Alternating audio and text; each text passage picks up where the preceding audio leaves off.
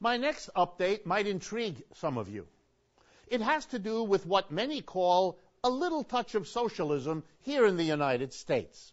It has to do with the one state out of 50, North Dakota, to be precise, that has a public bank. That's right. Back in 1919, a mass-based populist socialist organization by the name of the Nonpartisan League pushed through the North Dakota legislature the creation of a state bank. The argument was that the people of North Dakota shouldn't be enslaved, that was their language, to the big banks of New York, the big banks of Minneapolis, Minnesota, the big banks of the Midwest and Chicago, and so on.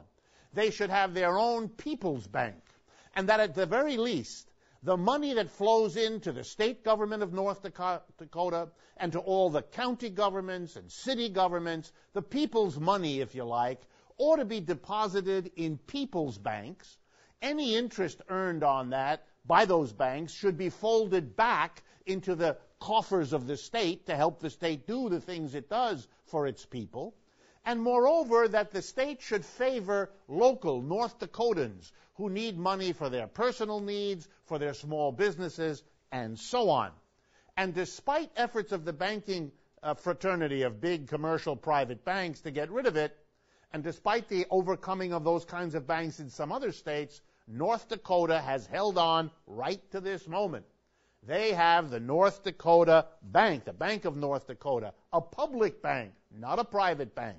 So here's a few statistics about it. First, in 2011, the last year for which we have numbers, the profits of the bank that were rebated to the state of North Dakota, were $70 million.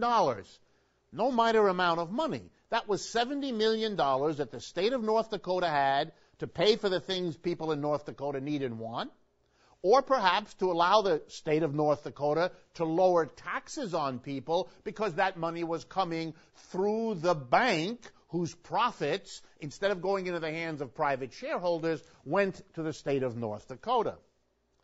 Number two, interesting. The bank pays very low salaries relative to what other bankers get. For example, the top two officials of the Bank of North Dakota get $232,000 a year and $135,000 a year. For those of you familiar with big bank salaries, that is very low. Their salaries are as public employees, which the bank is, and consequently, they don't have to get those big bucks, and the money they might otherwise have taken shows up as profit of the Bank of North Dakota, rebated to the people and state of North Dakota. Last point. As a public bank, it has a different bottom line. It doesn't maximize profit for shareholders, for example. Here's an interesting program it has long had. It's a partnership in assisting community expansion. And here's what it does. Quote, provide loans at below market interest rates to businesses if and only if those businesses create at least one job for every $100,000 loan made to them. Wow. A bank that links its loans to job creation. A bank that doesn't say it's a job creator, but puts its money where its mouth is. A remarkable story. Will it change the system in this country? No.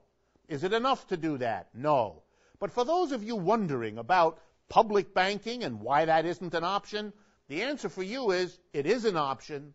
It's been going for over 100 years in North Dakota, and in a conservative state that overwhelmingly voted for Mitt Romney against Obama, and that just passed one of the most stringent anti-abortion laws in the country. Isn't it interesting that they hold on to their public, not private, socialistically begun bank because it serves their needs better than letting that state money go into the hands of private corporations? There's a lesson there somewhere. And indeed, if you're interested, there's an association in the United States that is supporting the 20 other states that have some kind of legislation planned to possibly go in that direction and establish state banks. If you're interested in more, publicbankinginstitute.org. Go to the website. You'll learn all about it. And it's something that I think many of you will find interesting. And the basic question, which goes back to our earlier discussion of the Bank of North Dakota, is this. If the whole society is hanging on the outcome in terms of a terrible crisis, in terms of the costs of huge bailouts, if we're all implicated in what the bank does, how do we possibly justify allowing a small group of people, the major shareholders, and the board of directors of the bank chosen by the major shareholders, this tiny group of 20, 30, 40 people, how do we allow them to make the decisions we have to live with? How do we allow them to make decisions aimed at maximizing the profit of the bank when the results of those decisions done for the bank's profit can plunge all of us into the global crisis we are now in the 6th year of suffering through?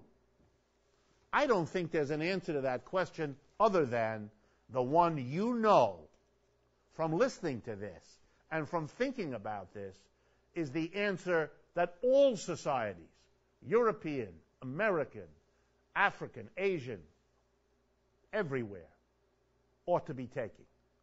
Democracy, the idea that if we live with the results of a decision, we have to be part of making it, is not well served by a private banking system in the first place, and by a private banking system that fails as often and as cataclysmically as this one, for sure not.